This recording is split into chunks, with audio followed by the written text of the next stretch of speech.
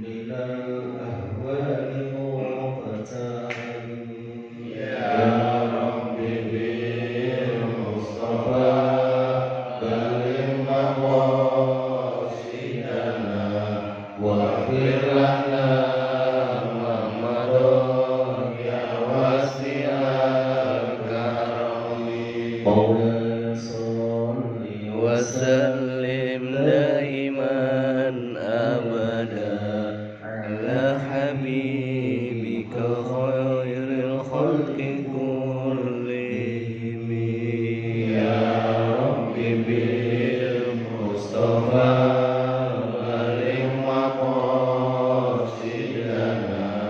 واغفر لنا ما مضى يا واسع الكرم يا أرحم الراحمين يا أرحم الراحمين يا أرحم الراحمين فرج على المسلمين يا رب بالمصطفى بلغ مقاصدنا واغفر لنا ما مضى يا واسع الكرم آمين الله. Assalamualaikum warahmatullahi wabarakatuh. Alhamdulillah wassalatu wassalamu ala rasulillah Muhammad ibn Abdillah wa ala alihi wa sahbihi wa mawala la hawla wa la quwwata illa billah. Rabbi israh li sadri wa yassir li amri wahlul 'uqdatam min lisani yafqahu qawli, amma ba'd. Bapak-bapak, ibu-ibu, jamaah salat subuh Masjid Jami' Al-Ikhlas yang saya muliakan, semoga kita semuanya senantiasa dirahmati dan diberkahi oleh Allah Subhanahu wa ta'ala. Amin. Alhamdulillah wa syukurillah, puji syukur mari senantiasa kita panjatkan kehadirat Allah Subhanahu wa ta'ala atas limpahan nikmat yang telah Allah berikan kepada kita. Semoga Allah Subhanahu wa ta'ala mudahkan jalan kita untuk beribadah kepadanya. Semoga Allah jadikan kita hamba-hambanya yang bertakwa. Semoga Allah berkahi setiap perjalanan kita, kehidupan kita, dan kelak di hari kiamat kita akan dimasukkan di dalam surganya. Amin. Ya Allah. Salawat dan salam tak lupa kita haturkan kepada junjungan Nabi besar kita Nabi Muhammad SAW, serta keluarga, sahabat dan juga untuk setianya sampai hari kiamat nanti. Bapak-bapak Ibu sekalian rahimakumullah. Pagi ini kita akan membahas mengenai tentang al-adah. Adah. Adah itu kalau dalam bahasa Indonesia diterjemahkan dengan tradisi. Di dalam usul fikih ada sebuah kaidah yang sangat ma'ruf di antara para ulama, al-'adatu muhakkamah, bahwa kebiasaan adat istiadat yang terjadi di dalam masyarakat itu bisa dijadikan sebagai standar penetapan hukum. Ini menunjukkan bahwa agama Islam datang bukan untuk menghapuskan semua tradisi yang ada di masyarakat. Ini juga menunjukkan bahwa Islam menghormati kepada tradisi, kebiasaan yang sudah turun-menurun yang terjadi di masyarakat. Dan semua anggota masyarakat telah memakluminya, telah sama-sama tahu, dihormati dengan baik oleh Islam, selama tradisi tersebut tidak bertentangan dengan ajaran Islam. Untuk itu Bapak-bapak Ibu sekalian, Islam membagi tradisi itu menjadi tiga. Ada tiga macam. Tradisi yang pertama adalah dinamakan dengan urfun sahih atau al-'adah sahihah, yaitu tradisi yang baik, tradisi yang benar, tradisi yang bisa diterima oleh Islam dan boleh untuk kita amalkan. Kapan tradisi itu dianggap baik, benar, dan boleh untuk kita amalkan? Ketika tradisi itu memenuhi 4 kriteria. Yang pertama, tradisi itu harus menjunjung tinggi nilai kemanusiaan. Kalau ada tradisi yang tidak menjunjung nilai kemanusiaan, tapi justru merusak nilai kemanusiaan, seperti perbudakan, tradisi yang menganggap pembantu itu sebagai budak, misalkan. Nah, kalau ada tradisi seperti ini berarti dia merusak nilai kemanusiaan. Yang kedua, tidak merendahkan harkat dan martabat manusia. Kalau ada tradisi kok merusak harkat dan martabat manusia, merendahkannya, maka tidak boleh untuk kita amalkan. Yang ketiga adalah tradisi tersebut harus mendatangkan kepada manfaat, ada kebaikan, ada kegunaan. Ketika tradisi itu kita amalkan, bukan menimbulkan kepada mafsadah, kerugian atau keburukan yang kembali kepada kita atau kembali kepada masyarakat kita. Apapun tradisi ini, jadi kacamata manfaat atau tidak manfaatnya harus kita amalkan. Harus jadi pijakan kita. Kalau kita mengamalkan tradisi tapi ternyata dalam pengamalan itu lebih banyak madaratnya, lebih banyak kerugiannya, maka tradisi tersebut tidak boleh untuk kita amalkan selama kita melakukannya mendatangkan kepada madarat, kerugian, keburukan. Yang keempat adalah tradisi tersebut tidak boleh bertentangan dengan syariat Islam. Apa yang dimaksud dengan bertentangan dengan syariat Islam? Yang pertama, tidak membuat kita menyekutukan Allah, berbuat syirik.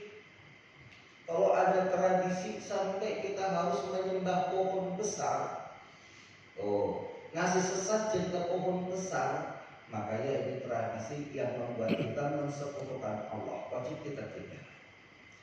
Yang kedua, tidak menghalalkan sesuatu yang diharamkan oleh Allah. Kalau ada tradisi sudah menghalalkan sesuatu yang diharamkan oleh Allah, maka tidak diperkenankan. Contohnya, tradisi 17 Agustus ada panggung gembira, lalu kemudian nanti akan ada door prize. Door prize ketika panggung gembira udah menjadi tradisi. Tapi caranya adalah bahwa masyarakat harus beli voucher terlebih dahulu. Vouchernya harganya 5.000. Per satu tiket voucher 5.000.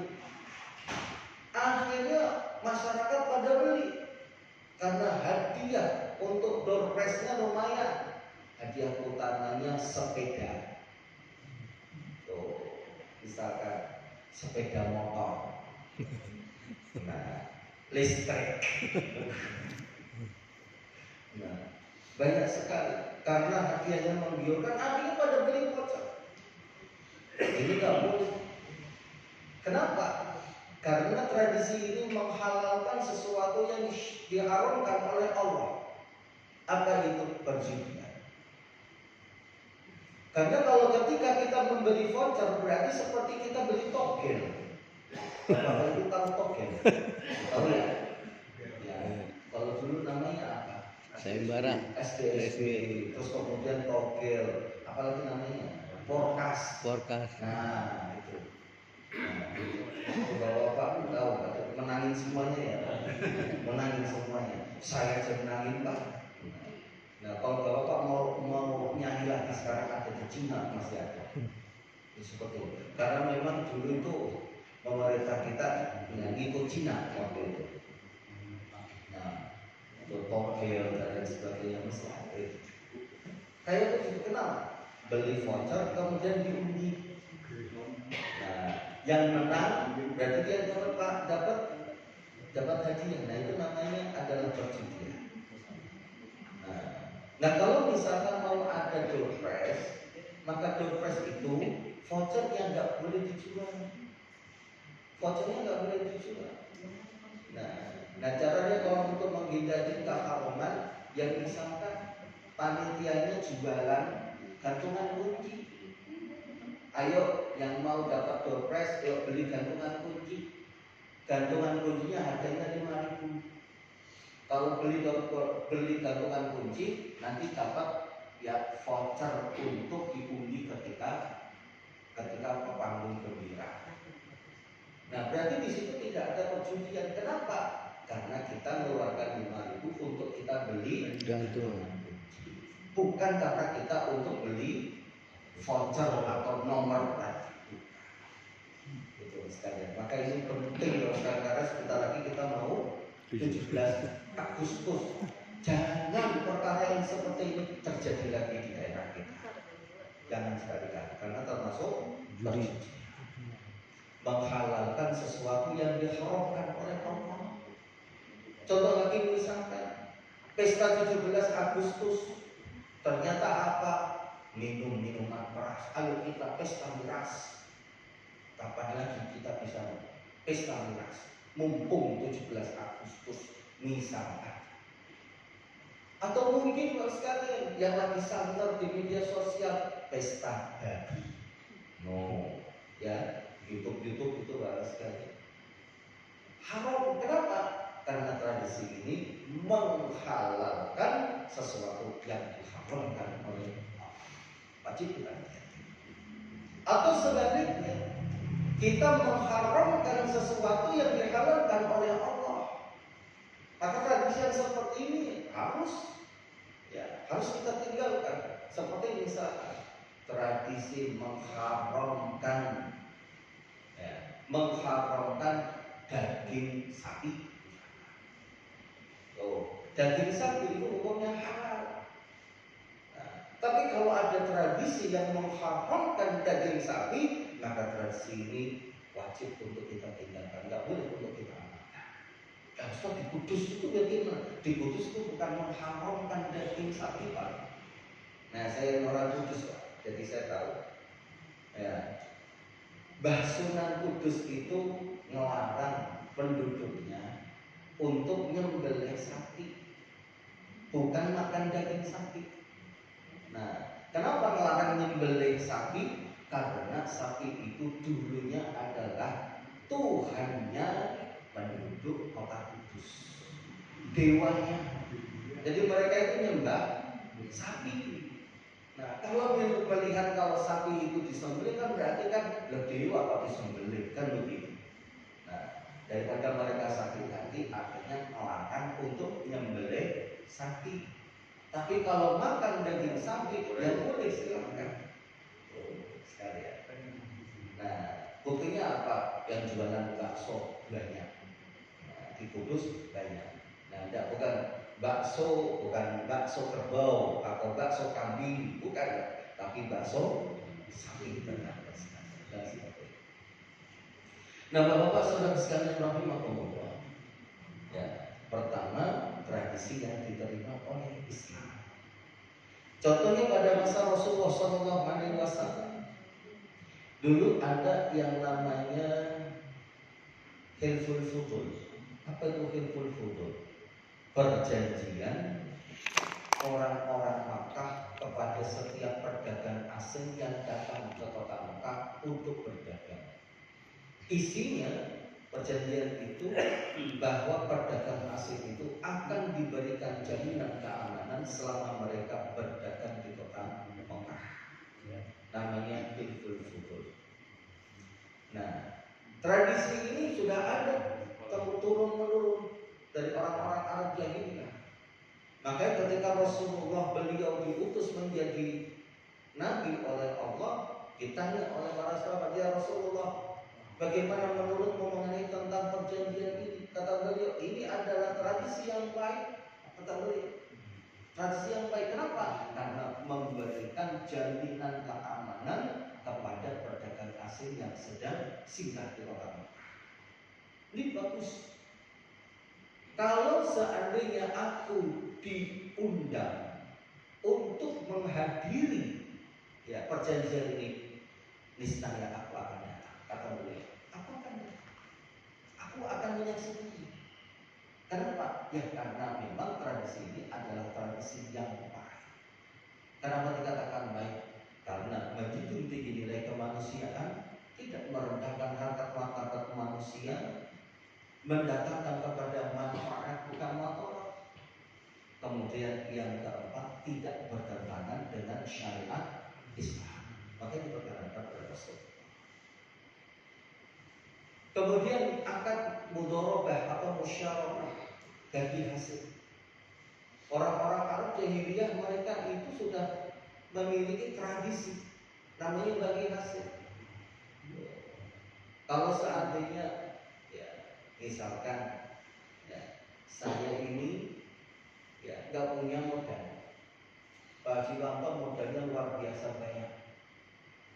Nah, kemudian ya, Pak Haji Wanto dekatin saya, Ustaz, kayaknya kok pintar ya dari buat bakso. Udah saya modalin ini dan bikin bakso, bikin warung bakso, misalkan. Nah, berarti di sini ada yang namanya akad bagi hasil. Bagi hasil. Nanti ya hasilnya kita bagi. Nah, saya yang punya modal 40 dah. Nah, satu yang muterin modal itu yang usaha saya kasih 60. Sesuai perjanjian 60% untuk yang usaha, 40% bagi yang punya modal. Kami bagi hasil. Nah, ini sudah ada sekali. Ini termasuk tradisi orang-orang jahiliyah dulu. Dan ketika Rasulullah diutus oleh Allah, ditanya oleh para sahabat, kata beliau, ini adalah akad yang baik. Ini adalah transaksi yang baik, silakan. Cuma beliau menegaskan kepada kita yang namanya bagi hasil itu bukan bagi keuntungan. Yang namanya hasil itu bisa bisa saja untung, bisa juga buntung, bisa juga rugi. Jadi kalau untung ya dibagi sesuai kesepakatan, kalau rugi juga harus mau dibagi sesuai kesepakatan. Jangan yang punya modal kalau untung sini, kalau rugi, nah itu kan kesalahan kamu yang nggak becus. Nggak boleh seperti itu. Yang lain bagi hasil, apapun hasilnya harus dibagi sesuai dengan kesepakatan. Contoh ibadah ada ketika Rasulullah datang ke kota Madinah. Beliau melihat orang-orang Yahudi mereka melakukan puasa di tanggal 10 Muharram. Dinamakan puasa Asyura. Nah, kemudian Rasulullah mengutus kepada sahabatnya. Coba kalian tanya ke mereka, kenapa mereka tanggal 10 Muharram mereka itu melakukan puasa. Lalu ditanya, apa jawaban orang-orang Yahudi? Kami puasa tanggal 10 Muharram adalah sebagai bentuk rasa syukur kami kepada Allah karena Allah telah menyelamatkan Nabi Musa dari kejaran Fir'aun. Jadi peristiwa terbelahnya Laut Merah tersebut. Akhirnya Fir'aun yang ditenggelamkan Allah di Laut Merah itu kejadian yang terjadi pada tanggal 10 Muharram. Makanya kemudian ya diperingati dengan cara berpuasa. Apa jawaban Rasulullah? Idan nahnu ahaqqu minkum. Kalau memang begitu, ya alasannya maka kami orang-orang Muslim itu lebih berhak untuk bersyukur, lebih berhak untuk berpuasa dibandingkan dengan orang-orang Yahudi. Kenapa? Ya karena yang punya syariat puasa itu adalah orang Islam. Nabi Musa termasuk daripada nabinya orang Islam. Maka kata beliau, kalau seandainya tahun depan umurku masih ada, maka aku akan melakukan puasa. Cuma supaya kita ini nggak sama dengan orang Yahudi, kata Rasulullah, tambahkanlah 1 hari sebelum tanggal 10 atau 1 hari setelah tanggal 10. Makanya kata Imam Nawawi, kalau kita pengen puasa Asyura, puasa 10 Muharram, itu caranya ada 3. Pertama, puasa tanggal 9 dan puasa tanggal 10. Yang kedua, puasa tanggal 10 dan tanggal 11. Yang ketiga, puasa 3-3-nya 9, 10, 11. Kalau kita puasanya cuma tanggal 10, ya itu dapat sunnah, tapi sunnahnya kecil. Khilaful aula. Kenapa? Karena ada kemiripan kita dengan ibadahnya orang-orang Yahudi. Dan lebih baik bagaimana? Ya lebih baik nggak usah puasa saja. Kalau saya begitu Pak. Kenapa? Karena ada kemiripan dengan orang Yahudi. Nah, jadi lebih baik jangan puasa 10 Muharram saja. Tadi ada 3 caranya menurut Imam Nawawi. Nah, Bapak sekalian rahimahullah, berarti ya Rasulullah mengakui tradisi. Nah, bentuk tradisi yang kedua adalah urfun fasid, yaitu tradisi yang buruk. Nah, ini mohon maaf ya, saya contohkan dulu ya tradisi yang baik. Kalau di zaman kita contohnya apa? Contohnya seperti tradisi mudik. Bapak-bapak tahu tradisi mudik ya sekarang. Nah, tradisi mudik itu Pak. Mudik itu tradisi.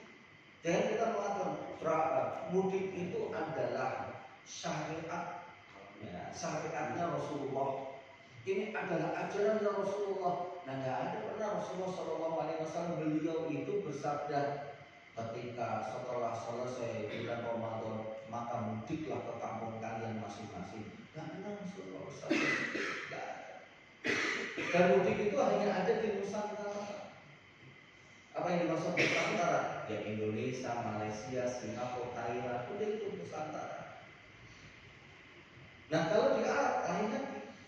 Kalau Arab itu ada tradisi mudik, tapi mudiknya itu bukan setelah Idul Fitri, ketika Idul Fitri, tapi mudiknya ketika Idul Adha. Itu orang Arab. Kenapa Pak? Karena Idul Fitri itu mereka akan habiskan sebelumnya ya itu di masjid. Jadi terutama 10 terakhir bulan Ramadan itu masjid ramainya luar biasa. Orang-orang bikin kemah di pinggir-pinggir masjid. Itu masjid luar biasa, penuh. Jadi ketika Idul Fitri mereka udah capek karena mereka habiskan waktu di masjid untuk iktikaf dan lain sebagainya. Sehingga mereka senang ya senang, bertemu dengan keluarga, tapi tidak sampai mudik. Tapi kenapa mereka ketika Idul Adha mereka melakukan mudik? Karena Idul Adha itu identik dengan menyembelih hewan korban. Berarti apa di sini? Ada manyoran. Tahu manyoran Pak? Manyoran itu apa? Pesta makan-makan besar. Makanya akhirnya mereka mudik di kampung, bawa itu hewan korban disembelih bersama, makan bareng sama keluarga besarnya. Tradisinya orang Arab. Maka orang Arab kebanyakan kalau motong hewan korban di kampung tradisinya di kampung. Nah kalau di Indonesia di sini ya digugat oleh ulama-ulama kita. Kenapa? Karena kebanyakan kita mengikuti mazhab Syafi'i.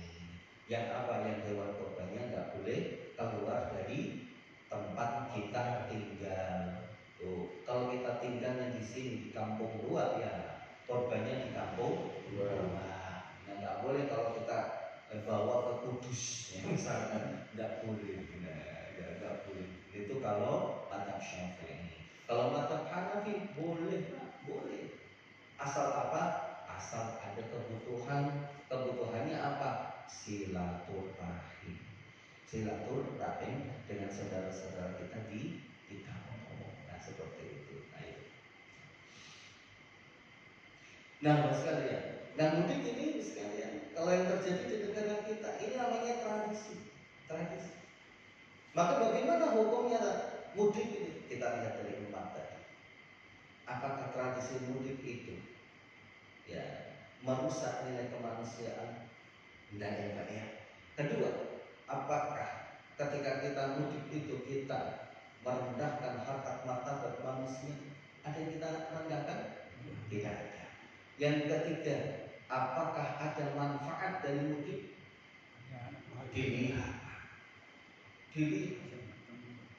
Kalau memang mudiknya itu ya mengakibatkan kepada manfaat bukan madarat, boleh kita amalkan. Tapi kalau misalkan mudik itu ada madaratnya yang lebih besar dibandingkan dengan manfaatnya, maka nggak boleh. Contohnya, kita mudik, pengen mudik, nggak punya duit, akhirnya karena kita pengen mudik, kemudian utang ke rentenir, misalkan utangnya berapa? Atau utang pinjaman online berapa? Utangnya 10 juta. Nah kalau misalkan pulangnya cuma ke Jawa Barat, dekat, nah kalau ke sana Pak, Kalimantan misalkan, atau ke Sulawesi, nah itu kan butuh dana yang gak murah. Nah, saya punya teman rumahnya Medan Pak. Kalau mudik itu hampir dia tuh habis itu minimal 20 juta. Nah kalau nggak punya duit kemudian ya dipaksa-paksain, akhirnya setelah mudik ya hidupnya sengsara, dikejar-kejar sama debt collector. Ya Allah, mending nggak usah. Nah, kayak begini itu mas karena mudik yang seperti ini bagi dia nggak boleh dilakukan. Kenapa? Karena mandorotnya lebih banyak dibandingkan manfaat. Seperti itu ya tadi. Kemudian mendatangkan manfaat betul. Nah, kemudian yang keempat, apakah bertentangan dengan syariat Islam? bertentangan dengan syariat Islam? Tidak. Nah, kalau kita yang melakukan mudiknya lempeng saja. Tapi kalau misalkan kita pengen mudik, nah saudara kita diganggu, yuk nanti kalau kamu mudik, nanti aku siapin babi untuk kita pesta pora. Lah, nggak boleh. Kenapa? Karena mudik nanti dalam rangka dia pengen pesta babi. Nah, seperti itu. Jadi segala sesuatu kita harus bisa mengukur. Ya, kadang sesuatu yang halal belum tentu bukan halal, belum tentu boleh untuk kita amalkan. Nah, sekalian seperti itu. Kemudian yang ketiga, yang kedua dulu ya, copot-copot yang ketiga.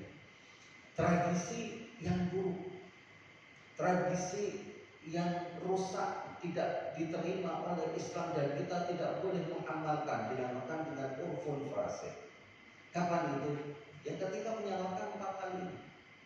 Merusak nilai kemanusiaan, merendahkan harkat martabat manusia, kemudian yang keempat mendatangkan kepada mudarat bukan manfaat, yang keempat bertentangan dengan syariat Islam. Saya ulang-ulang ini supaya bapak-bapak ibu sekalian hafal ya secara tidak langsung. Nah, contohnya apa? Pada zaman dulu, zaman Rasulullah dulu, sebelum Rasulullah hadir, ya orang-orang jahiliyah itu mereka kalau punya anak laki-laki bangganya luar biasa. Oh, anak laki-laki, oh nanti bisa membawa nama keluarga menjadi harum. Kalau ada panggilan perang, maka dia bisa ikut perang, gagah pakai baju perang, naik kuda, pergi ke medan perang lawan musuh-musuh. Wah, bangga sekali. Kalau pulang, dadanya masya Allah tegak sekali, bangga mereka. Tapi begitu punya anak perempuan, siapa yang naik? Anaknya dia langsung lemes. Kenapa? Karena bagi orang Arab yang namanya anak perempuan itu hanya akan membawa beban keluarga. Enggak bisa nyari duit, bisanya apa? Jadi beban laki-laki. Kalau seandainya ada perang, enggak bisa ikut perang. Kalau seandainya kalah, maka perempuan itu akan dijadikan budak nafsu oleh para musuh. Maka anak perempuan dianggap aib oleh orang-orang jahiliyah. Sehingga apa? Anak perempuan, bayi perempuan ini dikubur hidup-hidup sebagai apa? Sebagai tanda kalau mereka tidak terima dikasih anak perempuan. Tuh, orang Arab jahiliyah itu masya Allah sama anak perempuan itu ya sampai sebegitunya sekali dikubur hidup-hidup. Makanya di dalam Al-Quran wa idzal mauqudatu su'ilat bi ayyi dzambin qutilat. Nah, nanti ketika pada hari kiamat anak-anak perempuan yang dikubur hidup-hidup itu akan dibangkitkan lagi oleh Allah. Mereka akan mendatangi orang tua mereka yang mengkubur mereka, lalu mereka akan berkata, "Bapak, dosa apa aku kamu bunuh? Dosa apa? Dosa apa? Bi ayyi dzambin qutilat." Dosa apa, Pak? Apakah anak perempuan itu aib? Enggak. Bapak punya, ada yang punya anak perempuan, Pak? Ada. Nah, anak perempuan betul jadi beban, jadi aib. Enggak ya, Pak ya? Malah banyak sekali sekarang anak-anak perempuan yang mereka luar biasa. Presiden Singapura itu orang perempuan, Pak. Presiden Singapura itu perempuan, ya, bukan perdana menterinya, presiden. Itu seorang perempuan, orang Melayu kan. Nah, kemudian apa? Kalau sekarang, wah kita punya presiden juga mantan presiden seorang perempuan namanya Megawati. Betul sekali. Artinya anak perempuan itu enggak bawaan, tapi bisa saja membawa keberkahan dalam keluarga kita dan itu banyak sekali. Banyak terjadi sekali. Nah, makanya baik anak laki-laki maupun anak perempuan wajib kita syukuri. Nah, bagaimana syukurnya? Yaitu dengan kita akikahi. Dan itu cara tradisi yang mengkubur jenazah, mengkubur bayi perempuan itu dibilangkan oleh Rasulullah dengan apa? Dengan menggantinya kita melakukan akikah. Anak laki-laki maupun perempuan wajib kita syukuri dengan kita mengakikahinya. Nah, kalau contoh sekalian di masyarakat kita apa? Tumbal. Tuh, zaman dahulu masih ada tumbal ya Pak ya. Ya tumbal. Nah, itu tidak boleh. Tuh. Apalagi sekalian. Nah, nyekar. Tahu nyekar ya Pak ya? Nyekar itu yang saya maksud nyekar itu datang misalkan ke punden, bawa makanan di situ kemudian dan kita memiliki anggapan bahwa yang punya punden ini nanti akan makan makanan itu. Bukan untuk disedekahkan ke fakir miskin, bukan. Ada lagi yang namanya sedekah laut. Nah, sedekah laut. Jadi makanannya itu kemudian dihanyutkan ke laut. Nah, yang makan siapa? Ikan. Kau tahu itu baru itu nampan. Iya dong ikan. Kalau mau ngadu ikan ya udah kasih makanan, masa kasih tumpeng, kasih jengkol, kan mending kasih kita di kampung gua habis kita makan. Nah itu namanya oven fast. Nah yang ketiga, ini yang banyak terjadi apa? Ya tradisi yang buruk, ya.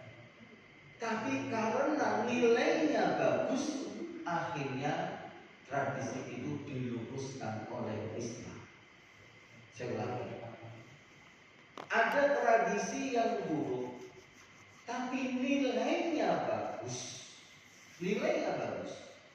Maka karena nilainya bagus bisa diterima oleh Islam, tetapi harus diluruskan. Diterima dan diluruskan.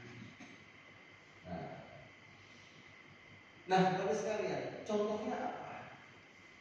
Contohnya seperti manasik haji. Nah, orang Arab jahiliyah dulu itu sebelum Rasulullah datang itu mereka sudah tahu yang namanya ibadah haji. Karena ibadah haji itu pertama kali yang melakukannya adalah Nabi Ibrahim. Nabi Ibrahim. Jadi orang-orang Arab jahiliyah mereka itu haji juga. Tapi hajinya tentunya beda dengan haji kita. Nah di antara yang beda apa? Pertama talbiyahnya, bacaan talbiyah. Orang Arab jahiliyah itu kalau talbiyahnya begini. Labbaik Allahumma labbaik, labbaik la syarika laka illa syarikun huwa lak, tamlikuhu wa ma malak. Nah, itu talbiyahnya orang Arab jahiliyah. Apal Pak?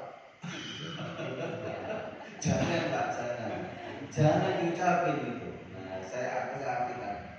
Nah, aku memenuhi panggilanmu ya Allah, labbaik. Atau artinya aku memenuhi panggilan. Aku memenuhi panggilanmu ya Allah. Tidak ada sekutu bagimu ya Allah kecuali sekutu yang sekutu itu milikmu. Engkau memiliki sekutu itu dan apa yang dimiliki oleh sekutu itu. Berarti apa? Ketika kita baca talbiyah itu berarti kita menetapkan bahwa Allah punya sekutu. Inilah yang namakan dengan syirik.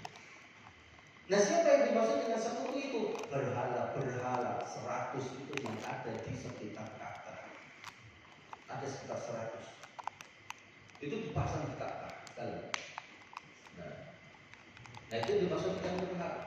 Jadi mereka memang menganggap bahwa Allah itu Tuhan, tapi Allah memiliki sekutu di bumi. Siapa sekutu Allah? Itu adalah berhala-berhala tadi. Maka mereka menyembah berhala. Makanya ketika Rasulullah datang menjadi nabi, melihat bahwa talbiyah itu bagus, nilainya bagus. Kenapa? Karena orang yang haji itu memang betul-betul memenuhi panggilan Allah, nilainya bagus. Tapi caranya salah. Maka cara ini kemudian diluruskan oleh Rasulullah dengan apa? Dengan mengganti talbiyah menjadi labbaik Allahumma labbaik, labbaik la syarika laka labbaik.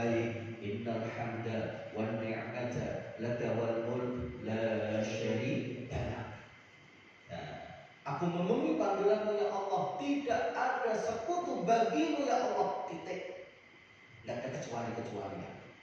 Maka kata Rasulullah, kita tergesit bahwa memang tidak ada sekutu bagi Allah, tidak ada kecuali-kecualian. Nah, maka ini bedanya dengan orang Arab jahiliyah. Kalau mereka mengatakan, ya tidak ada sekutu bagimu ya Allah kecuali sekutu. Ya, berarti kan di sini ya ada kecualinya. Ini yang dihilangkan oleh Rasulullah, yang menjadi tarbiyah yang selama ini kita dengar dari orang-orang yang melakukan ibadah haji dan umrah. Nah, seperti itu. Nah, di antara lagi misalnya orang-orang Arab jahiliyah itu Pak, ketika tawaf itu dalam keadaan telanjang. Tuh, baik laki-laki maupun perempuan dalam keadaan telanjang. Pak, kemarin lihat nggak ada perempuan telanjang? Bapak ketawa. Nggak ada ya Pak ya. Oh, berarti nggak ada orang jahiliyah lagi. Tuh, ya. Bapak jangan dibayangkan itu perempuan telanjang bagaimana sekarang. Nah, sama-sama ibu jangan membayangkan bapak telanjang, jangan.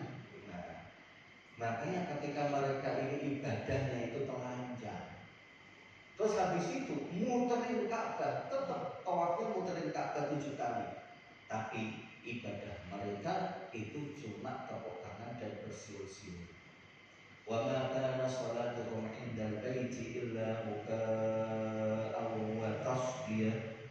Dan tidak ada sholat mereka ketika berada di Baitullah kecuali apa? Bertepuk tangan dan siul-siul. Jadi muterin Ka'bah sambil bugil itu mereka tepuk tangan sambil siul-siul. Itu ibadahnya orang-orang Arab jahiliyah. Nah, nilai ibadah ini tuh bagus, muterin Ka'bah, tapi caranya orang jahiliyah ini yang salah. Akhirnya diberikan oleh Rasulullah apa? Pertama, ketika orang itu dia tawaf, ya haji atau umrah, maka dia memakai baju ihram. Laki-laki pakai baju, 2 baju tadi, atas dan bawah, putih-putih. Nah, kalau perempuan pakai baju apapun nggak apa-apa. Yang penting ya menutup aurat. Menutup aurat. Auratnya itu apa? Seluruh tubuh kecuali wajah dan kedua telapak kaki. Udah. Nah, kemudian ketika ya muterin Ka'bah ya itu disunnahkan untuk memperbanyak membaca zikir dan doa. Apakah ada zikir khusus? Nggak ada. Nggak ada.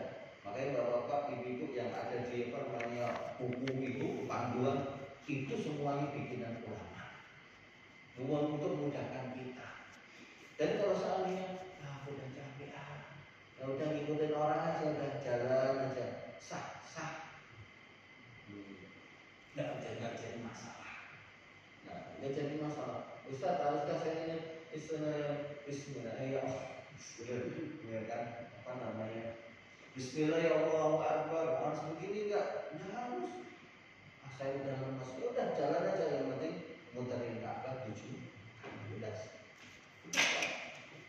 Ya, makanya haji sama umrah itu ya teorinya lebih susah dibandingkan dengan prakteknya. Prakteknya orang seperti ngikut-ngikut orang yang jadi. Nah, bapak ibu sekarang yang pengen haji, pengen umrah, mudah-mudahan kita semuanya Allah kasih karunia. Enggak usah khawatir, enggak usah khawatir. Yang penting bisa melihat Ka'bah nikmat yang sangat luar biasa. Tuh. Nah, masalah ibadahnya gampang. Udah ngikut-ngikut orang aja. Nah, pengen baca apapun silakan. Tuh, muterin Ka'bah. Ya, doanya yang hafal cuma Allahumma inni a'udzubika minal khubuthi wal khaba'is. Baca aja. Nah, baca itu. Doa WC itu.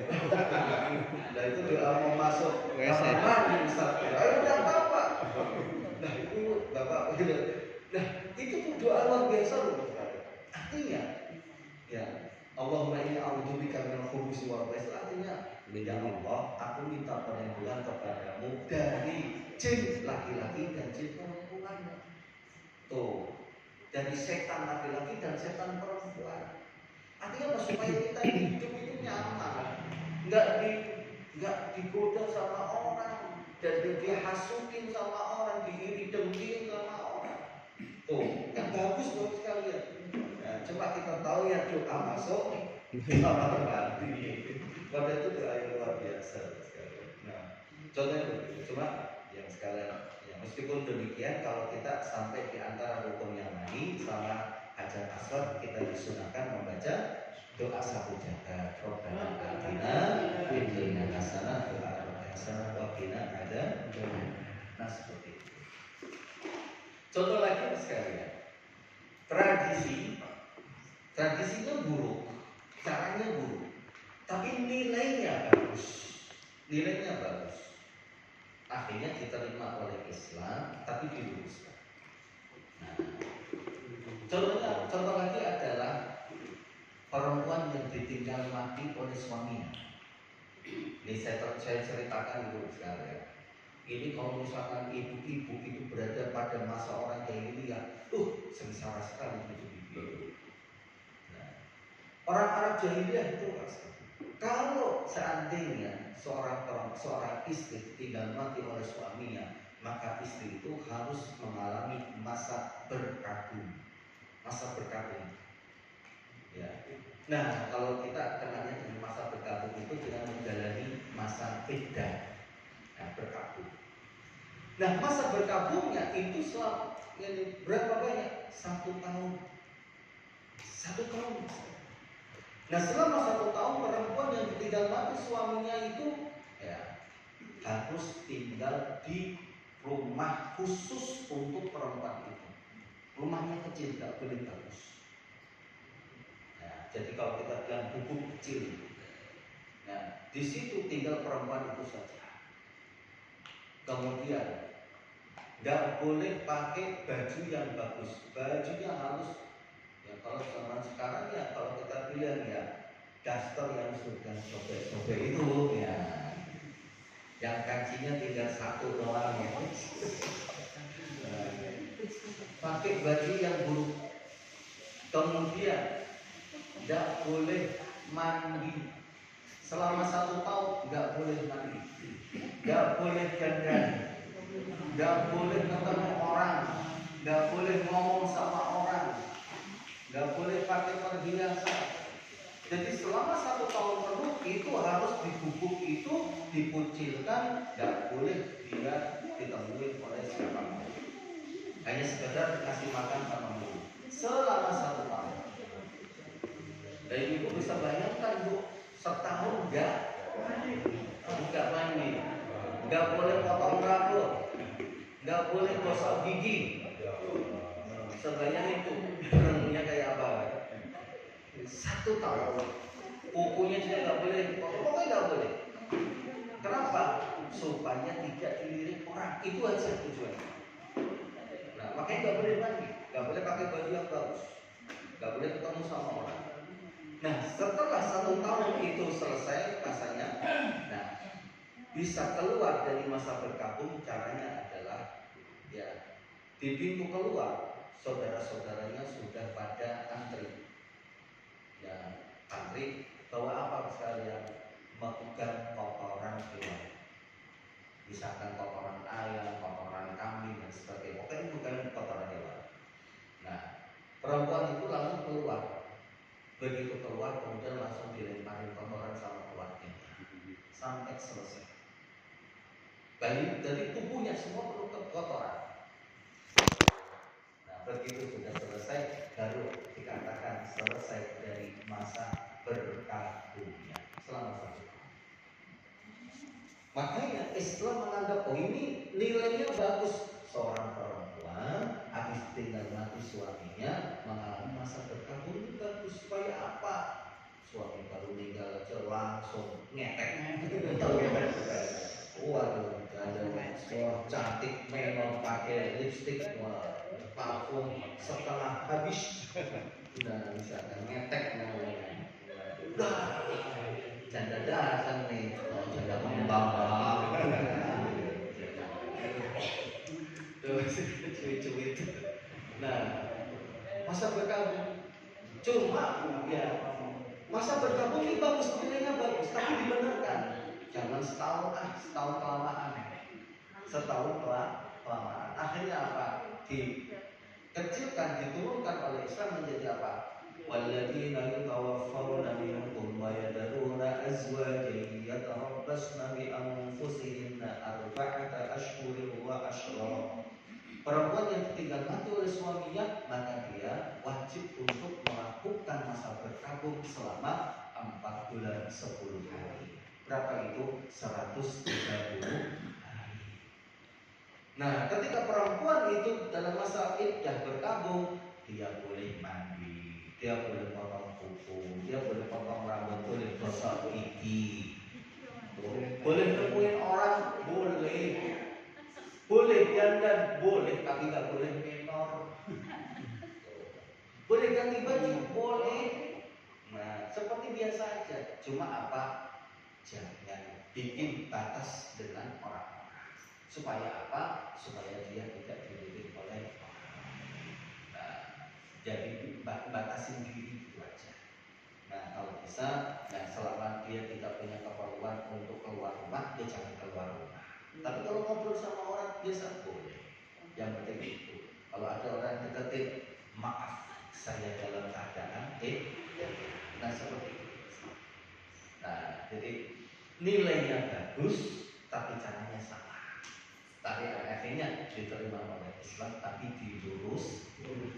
Maka Bapak Ibu sekalian, kalau kita mendapatkan tradisi apapun tradisi itu, maka ya kita harus bisa menilai ini tradisi baik, tradisi buruk, ataukah nilai tradisi ini sebetulnya baik, tinggal kita luruskan. Nah, seperti itu. Contoh sekarang, Maulid Nabi, tradisi atau syariat? Tradisi Pak. Karena zaman Rasulullah nggak ada. Nah, sekarang kalau Maulid Nabi itu tradisi, nah kita lihat ini tradisi baik atau tradisi buruk? Baik. Baik.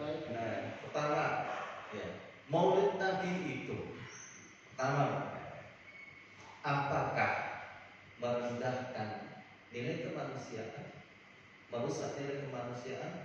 Tidak. Apakah merendahkan hak martabat manusia? Tidak ada.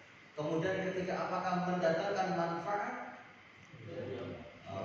Tunggu dulu. Lah kalau misalkan ya manfaatnya ada, pasti manfaatnya ada, tapi madorotnya ada nggak? Kalau madorotnya lebih besar dari manfaat, nggak boleh kita lakukan. Ngadain maulid selesai jam 3 pagi, subuhnya nggak ada orang sholat. Siangan. Makanya saya itu sekarang ngadain maulid Nabi Muhammad sampai jam 2, jam 3. Takutnya ini jamaah nanti nggak bisa sholat subuh. Nah, kalau saya udah mainstream ini, sudah saya pindah. Kalaupun malam jam 11, maksimal jam 11 harus sudah selesai. Kita harus pikir begitu. Pikir apa jamaah kita juga kita pikirin. Nah, Maulid Nabi penceramahnya 5 orang. Jam 3 baru selesai. Ya Allah. Nah, mohon maaf ya, kan kita kan harus mikirnya begitu juga, apalagi ya sebagai ketua panitia, itu. Nah kalau nggak pintar ya banyak dosanya, misalnya. Ya, karena kan dia nanti dihisap oleh Allah. Nah, makanya ini kita harus mohon maaf, ini lihat itu kacamata madharatnya sama manfaatnya jangan lupa. Nah seperti itu. Ini jangan sampai kita seperti itu sekali. Maksudnya kita juga harus bisa melihat kepada iktibarul ma'al. Kalau iktibarul ma'al itu ini kalau kita lakukan nanti imbasnya apa? Tuh, jadi kalau usul 3 ada iktibarul ma'al. Kita tuh harus melihat itu juga. Ini kalau kita lakukan nanti imbasnya apa? Resikonya apa? Nah itu iktibarul ma'al. Itu ulama-ulama dulu seperti itu. Jadi kalau kita kasih hukum seperti ini, nanti resikonya seperti apa? Resikonya begini. Oh berarti nggak boleh. Ittibarul ma'al. Ada yang namanya faedah seperti itu. Insyaallah nanti kapan-kapan kita pelajari ittibarul ma'al. Nah begitu sekarang. Nah kemudian yang keempat, apakah melanggar syariat Islam? Nah disinilah ulama berpendapat. Ada yang mengatakan ya maulid itu bertentangan dengan syariat Islam. Kenapa? Menghalalkan sesuatu yang diharamkan oleh Allah. Apa itu bid'ah? Karena bid'ah itu sesuatu yang diharamkan oleh Allah. Kalau bid'ah ini kita amalkan, berarti kita menghalalkan, maka hukumnya haram. Menurut mereka yang mengatakan maulid bid'ah. Nah, tapi juga ada ulama yang mengatakan bahwa maulid itu gak bid'ah. Nah, kalaupun bid'ah namanya bid'ah hasan bid'ah yang baik. Yang gak boleh kita amalkan dan bid'ah yang buruk. Nah, permasalahan adalah apakah maulid? Maulid itu apa, Pak? Maulid itu memperingati hari lahirnya baginda Rasulullah. Nah, pertanyaannya sekarang, kalau Rasulullah memperingati maulid dengan mengadakan kajian, dengan mengadakan pengajian seperti kita, nggak pernah ada. Kalau bentuknya nggak pernah ada, yang kita tanya sekarang adalah ajarannya. Apakah beliau memperbolehkan memperingati hari lahir? Boleh tidak? Nah, yang namanya bentuk memperingati itu bisa kita lakukan dengan cara apapun yang penting tidak melanggar. Itu seperti itu. Nah, sekarang kita dapat hadis sahih diriwayatkan oleh Imam Muslim. Rasulullah puasa di hari Senin. Ketika beliau ditanya, "Ya Rasulullah, kenapa hari Senin engkau melakukan puasa sunnah?" Jawaban beliau adalah, "Fihi wulidtu." Karena di hari Senin aku dilahirkan oleh Allah. Hari Senin aku dilahirkan. Makanya beliau memperingatinya dengan puasa. Berarti di sini kita pahami memperingati hari kelahiran boleh tidak Pak Ibu? Boleh. Rasulullah mengamalkan enggak? Mengamalkan. Cuma cara memperingatinya yang berbeda dengan kita. Nah, berarti kalau memperingati hari lahir itu boleh, berarti selama kita memperingatinya itu tidak mengharamkan sesuatu yang diharamkan oleh Allah, menghalalkan Allah, atau sesuatu yang tidak mengharamkan sesuatu yang dihalalkan oleh Allah, maka diperkenankan untuk kita melaksanakannya. Maka maulid Bapak Ibu sekalian laksanakan, monggo silahkan menurut pendapat yang kedua. Kalau pendapat yang pertama, nah, kalau kita itu pendapat pertama, pendapat kedua, pendapat yang kedua. Seperti itu Mas sekarang. Jadi kita belum mengenai tentang tahlil, doa, banyak sekali tradisi-tradisi. Ini kalau kita kupas bisa sampai jam 7. Nah kalau kemudian monggo sekarang kita akhiri atau kita mau tanya jawab, monggo silakan supaya saya tidak terlalu tidak terlalu lama. Jadi kalau materi ini kalau saya bahas kemarin di Al-Azhar itu sampai jam 7 ya, sampai jam 7 ya. Di Al-Barkah sampai jam 7 kurang seperempat.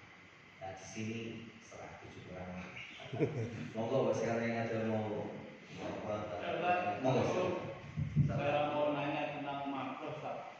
Makruh? Iya, kalau normal ya bagi bapak yang merokok. Katanya merokok itu makruh ya.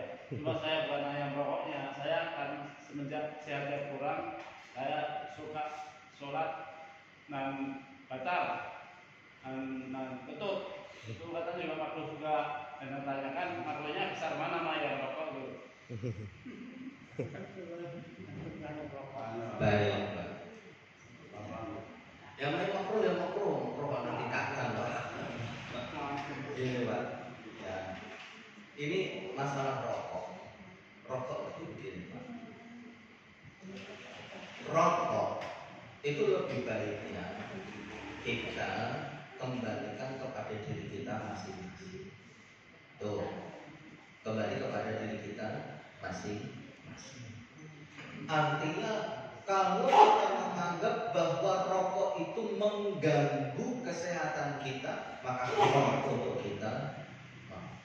Udah gitu aja. Tuh. Nah, ketika dokter mengatakan kalau bapak merokok nanti bapak akan terganggu kesehatannya, maka makruh itu. Tapi kalau dokter sampai bapak hindari ini penyakit dikarenakan karena bapak merokok, wajib bapak untuk tidak merokok. Wajib. Nah, seperti itu aja Pak. Sehingga kita itu tidak saling melempar aja. ya berantem sama saudara kita gara-gara rokok, ya, yang situ merokok, rokok. Ada ustadz juga ustadz yang dari sering merokok. Nah, kalau saya memang nggak merokok. Kalau ditanya kenapa ustadz Gofur nggak merokok, nah, karena saya nggak kuat beli rokok. Udah gitu aja. Saya nggak mampu beli rokok. Udah gitu aja jawabannya.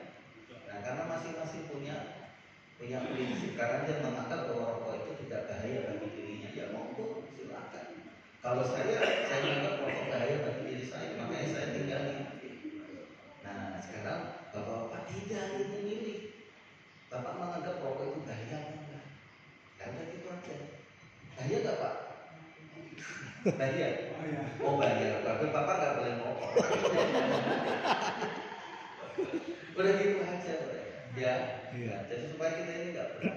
Nah cuma kalau orang yang merokok juga harus tahu diri. Kalau misalkan bapak nggak merokok, kenapa? Karena saya menganggap bahwa rokok itu bahaya, bisa mengganggu kesehatan saya. Ya jangan babul-babul di depannya. Ya sama aja dengan dia merokok. Ya artinya dia betul nggak merokok, tapi kan dia menghirup asap rokok. Dan sama saja dia seperti orang rokok. Nah, seperti itu. Jadi harus, ya istilahnya harus tahu diri. Kalaupun kita merokok, harus bisa menghormati orang-orang yang tidak merokok. Gitu. Juga sama orang yang tidak merokok, jangan juga ya kan bapak mati ya merokok ya. Jangan begitu juga, gitu kan. Udahlah kita saling menghormati aja udah. Tuh, namun jagoan, kalau jagoan merokok kan silakan ya, seperti. Ya seperti itu ya Pak. Tapi memang hukum aslinya adalah karena memang kata dokter ya rokok itu lebih banyak mudaratnya dibandingkan dengan manfaatnya. Makanya dan kemudian mengenai tentang sholat, ngempet sholat itu Pak, ya kan ada kalanya hukumnya makruh, ada kalanya ya hukumnya itu nggak makruh, ada kalanya hukumnya sunnah. Nah, sunnah kapan? Ya, ngempet itu hukumnya sunnah. Udah mau salam. Lah bapak udah tahiyat akhir mau salam, pengen kentut, lah nggak bapak tahan, kentutin aja sekarang. Kata Ustaz katanya nggak boleh nahan kentut, akhirnya dibelabasin. Terus udah mau salam. Paham di situ ya Pak ya? Nah, kalau misalkan bapak baru tahiyat mau baru Allahu Akbar takbiratul ihram, pengen kentut, ya kentutin. Sholatnya masih lama soalnya. Dan begitu. Jadi kita lihat ini posisi kita. Ini sedang apa? Kalau seandainya kita masih mampu untuk ngempet, karena memang sholatnya mau selesai, ya kita tapi kalau misalkan sholatnya masih lama, baru kita takbiratul ihram, ya udah. Karena apa Pak? Karena nahan kentut itu gak bisa untuk kita khusyuk sholat. Maksudnya apa? Jangan lah, keluar dikit lagi, kalau dikit juga keluar gitu apa ya? Mampus gitu kan. Itu juga saya masih ingat aja itu. Ya kan guru kita itu almarhum cerita gitu kan. Ya, gitu kan. Jaga wudhu ya, jangan kentut. Hanya poa, udah selesai setuju. Gimana ya tadi? Gitu kan. Gak kentut kan? Enggak, cuma keluar dikit aja. Itu udah gak kentut kan. Yang balik lagi banyak udah nenek-nenek terus ya saya cerita ketawa gitu. Nah itu yang namanya sedikit juga kan terus gitu ya Pak ya. Jadi lihat tempatnya gitu. Baik, monggo. Ada lagi apa itu? Cukup ya. Bu nggak ada yang tanya? Ya monggo. Dan mudah-mudahan kita berdoa semoga Allah SWT berikan kita kesehatan,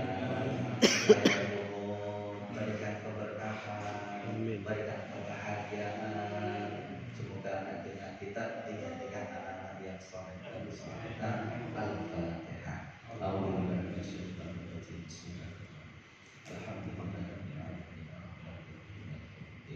Iya, Pak. صراط الذين أنعمت عليهم غير المغضوب عليهم ولا الضالين آمين واعف عنا يا كريم واعف عنا يا رحيم اللهم بحق الفاتحة وبسر الفاتحة وبمعجزات الفاتحة وبكرامة الفاتحة وبعظمة الفاتحة وبسبب المثاني أن تفتح لنا أبواب كل خير وأن تجعلنا من أهل الخير وأن تعاملنا معاملتك لأهل الخير وأن تحفظنا في ديننا ودنيانا من كل سوء وبؤس وضيق إنك ولي لكل خير ومعطي للخير يا فارج الهم يا كاشف الغم يا من لعبدي يغفر ويرحم يا رافع سبحانك اللهم وتحياتهم فيها سلام وآخر دعوانا الحمد لله رب العالمين والسلام